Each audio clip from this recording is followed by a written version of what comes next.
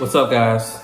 This is Eric Townsend from Eric Talks Money. This is a brand new channel of bringing you financial advice for, I guess, your everyday life. I'm gonna be talking to you guys about credit, money, buying a house, buying a car, starting businesses. I know I look young, but I've actually been through all these experiences myself. I bought 5 houses myself. So anything I tell you guys I've personally done myself that's worked for me, I've been through. I'm not just, reading stuff online and giving it to you. And a lot of the stuff you guys don't have to agree with. I'm sure there's people with other experiences with this stuff. And I welcome you to comment and tell me how things went for you. But I will be sharing my own experiences, and hopefully you can take something away from it. So this video is 5 tips to getting a great credit score and keeping it. First tip is basically just to establish credit. I know a lot of people are scared to open a card, to buy a car, to do anything that deals with credit when you're young, because you've heard the stories of people with bad credit, people in debt, people stuck paying stuff for the rest of their lives.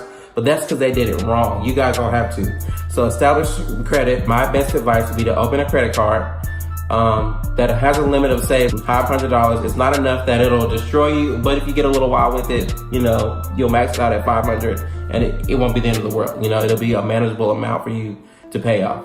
Okay, guys, tip number 2, always watch your score. There's a lot of apps out now that allow you to watch your score. I'll link one below. The easiest one to use is Credit Karma. Everybody's heard of it. They run commercials, and it's completely free. So you guys, there's a link below. Go to the App Store, get the app, and just find out what your score is. It's easy.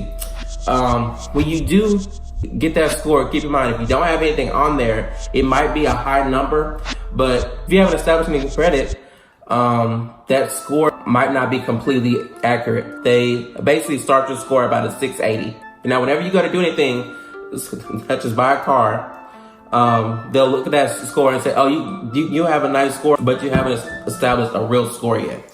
So you'll still get the high interest rate, even though you monitor your credit and you thought you had a high score. It's always good to check your score at least once a week. It fluctuates about at least once a week. So always stay up to date on the score. If you get the app, they'll send you a notification if your score goes up or down, which is, a benefit of it. And of course, it's still free. And here's tip number 3. Establish history. Okay, so great, you got your first card, you started to monitor your score. The next thing you need to do is just establish a long history. Now, this is a tedious process. I know it's annoying. A big part of your score will be history. The longer that you've had accounts, the better. The more accounts, the better. If you've opened up just one account and barely used it, it looks good on your score, but it looks better if you use your card. If you just open up an account, it doesn't say much about you as a borrower. But if you had it open for a year or 2 and you kept your balances low, companies love that. There's a huge chance that your score has started to increase because of that one account being open. And when you're ready to use your credit for the next thing, you'll most likely be approved.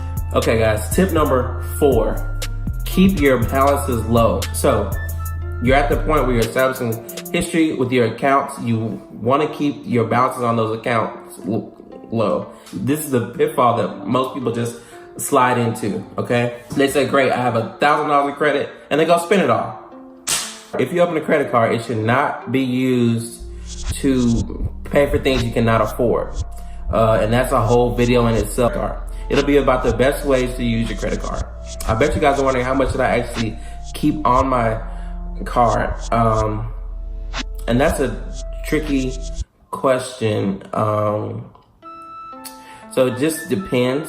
So your score starts to decrease when you use over 15% of your credit card balance. So it's a good rule of thumb to keep it under 15%, but I always keep mine under 10%. Okay, great. So we've established our credit. We've started to monitor our credit. We've established history. We've learned to keep our balances low. Now, tip number 5 is a little known tip. It's a tip that most people don't use enough. Every 3 to 6 months, you can call your credit card company and ask them to increase your limits, which also helps your score. As your limit increases, you can spend a little more, which I don't advise, but as long as you're under that 10 to 15% threshold, I think you'll be able to spend a little more. So I want to thank everybody for watching. I hope you learned something. If you didn't, maybe you'll learn something in my next videos. And if you guys have your own tips for keeping a great score, you should comment below. I'd love to hear. I don't know how often I'll be posting, but I have a lot of questions from everybody, so if you ask, I'll answer. And thanks for watching, guys. I'll see you in the next video.